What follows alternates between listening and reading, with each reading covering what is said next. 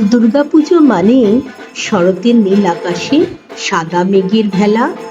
দুর্গাপুজো মানে কাশফুলের সমারোহ।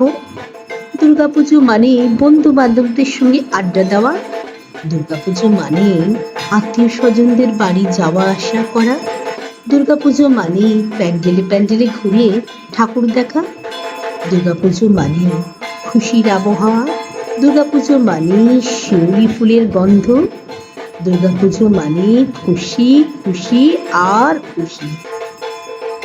এই খুশিকে কেন্দ্র করে কবি শেখ আব্দুল মান্নান একটি কবিতা লিখেছেন। কবিতাটির নাম পুজোর গন্ধ।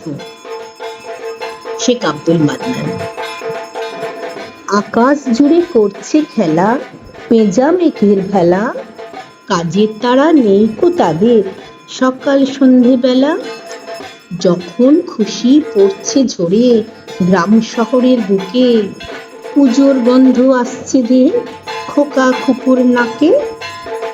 শিউলি তলায় সকালবেলায় শিউলি ফুলের রাশি, আসছে পুজোর গন্ধ মেখে সবাই বেচাই খুশি।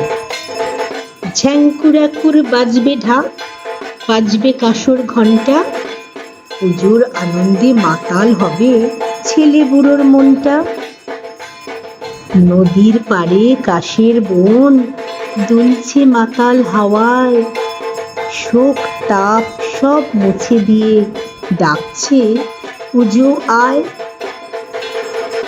নতুন জামা পরবে সবাই, খাওয়া হবে জম্পেশ, শুরু হবে খুশির পুজো, মহালয়া হলেই শেষ।